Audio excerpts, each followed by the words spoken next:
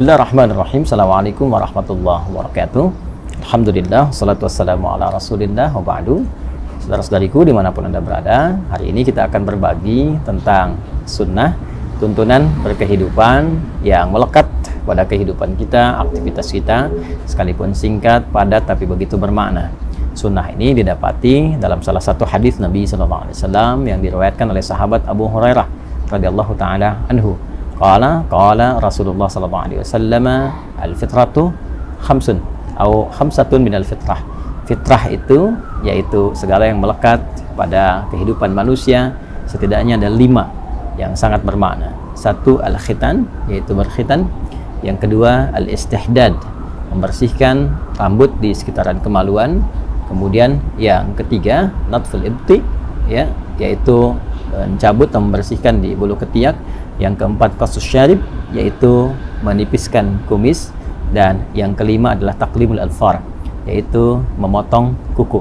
Dari 5 hal ini kita akan mengambil satu untuk memberikan praktikal yang singkat dan mudah untuk dipahami, yaitu tentang memotong kuku. Dan melekat ini disebut dengan fitrah karena membersihkan, memotong, merapikan kuku adalah bagian yang menunjukkan tentang kebersihan yang memang menjadi bawaan fitrah manusia, cenderung hidup lebih bersih, lebih rapih, lebih indah, dan lain-lain sebagainya. Dan kuku adalah bagian yang melekat pada kehidupan kita. Karena itu insan beriman, orang Islam itu mesti tampil dengan bawaan fitrahnya, senang dengan kebersihan, kerapian, termasuk mengatur tentang kebersihan dan kerapian kukunya. Dalam Islam diajarkan kita bagaimana cara memotong kuku yang baik. Para ulama memberikan praktikal atau tutorial singkat kepada kita, dan kita ambil salah satu di antara contoh yang disampaikan oleh para ulama terkait dengan perintah ataupun sunnah memotong kuku ini. Al-Imam An-Nawawi dalam konteks memotong kuku, beliau mengajarkan kepada kita, ya khususnya ya sekarang saat saya mengambil video bersamaan dengan hari Jumat, ya ada sunnah untuk memotong kuku. Maka dari 10 jari ini yang tangan, ya, yang melekat pada tangan ataupun nanti yang ada di kaki, kita memulai dengan yang telunjuk terlebih dahulu. Ini ya, para ulama mengajarkan kita, para ulama memulai dengan telunjuk di sini, ya. Caranya kita mengambil yang telunjuk terlebih dahulu. Yang memotong mungkin punya cara yang tersendiri, dimulai dengan telunjuk, kita rapihkan berkesesuaian sehingga tidak terlalu dalam juga. Ya, bisa kita ambil sedikit misalnya. Ya, bismillahirrahmanirrahim. Kita ucapkan bismillah ya untuk bisa menjadikan bagian kegiatan sebagai ibadah, ya. Nah, ini seperti ini teman-teman sekalian.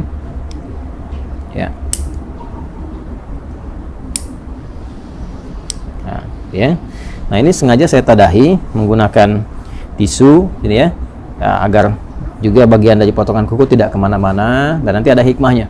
Ada hikmahnya, ya. Saya jelaskan dulu secara keseluruhan, nanti hikmahnya di akhir saya tutupkan.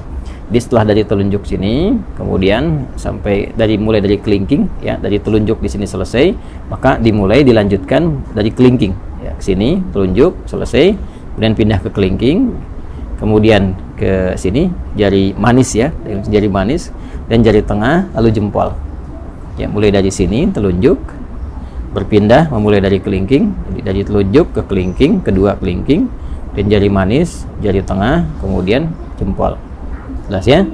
Lalu berpindah kemudian ke sini bagian kirinya, dimulai dari kelingking, kemudian jari manis, jari tengah, telunjuk ke jempol. Jadi urutannya di sini telunjuk, kelingking, jari manis, jari tengah, jempol, kemudian pindah kelingking, jari manis, jari tengah, telunjuk, kemudian jempol. Demikian di kaki. Ya, kalau sudah selesai ini, kemudian tadi kita tadahi, ya. Ini saya contohkan tadi satu yang telunjuk karena di hari Jumat saya sudah mendahulukan memotong keseluruhannya. Jadi saya urutkan saja tadi seperti tadi saya sampaikan. Jadi telunjuknya sudah, kelingking sudah sampai ke jempol, kemudian dari sini kelingking sampai ke jempol, selesai kita tadahi. Ini maksudnya supaya mudah untuk dikumpulkan. Ini tinggal dilipat, ya, seperti ini misalnya, dan dilipat. Nah, ada lagi asar itu jejak yang bisa kita dapati dari contoh-contoh ulama yang bersambung pada sikap-sikap mulia. Ya, biasanya nanti sampai ke sahabat atau sampai juga kepada Nabi Sallallahu Alaihi Wasallam. Nah, dari kalangan sahabat ada yang membiasakan seperti Ibnu Umar, ya, atau hadis-hadis, riwayat-riwayat yang disampaikan oleh Imam Sufyan Ats-Tsauri misalnya, ya, memberikan kesan kepada kita bahwa setelah selesai potong kuku ini akan lebih baik kalau bekasnya bisa dikuburkan. Ya, walaupun bukan kewajiban, tapi dianjurkan untuk dikuburkan seperti rambut ya ataupun kuku dengan dua tujuan. Tujuan yang pertama adalah menghormati di bagian dari tubuh kita yang telah Allah ciptakan sehingga bisa menjaga kemuliaannya. Ini kan bagian dari tubuh kan, jaga kemuliaannya jadi nggak dilempar sembarangan. Walaupun mungkin kita bisa dilipat seperti ini, dibuang ke tempat yang layak gitu kan. Nah, itu sebetulnya tidak ada masalah juga, tapi akan lebih mulia kalau bisa dikuburkan, lebih bagus. Yang pertama takrim, untuk memuliakan pada bagian tubuh yang telah Allah ciptakan. Kemudian yang kedua, yang penting juga menghindari hal-hal yang bisa menghadirkan madarat yang tidak tampak. Ya, madarat itu hal-hal yang membahayakan kepada diri tapi tidak tampak. Seperti kebiasaan-kebiasaan tukang sihir misalnya, ya, atau hal-hal terkait magic yang seringkali menggunakan bagian-bagian dari potongan tubuh, khususnya rambut. Ya, ada juga yang terkait dengan kuku.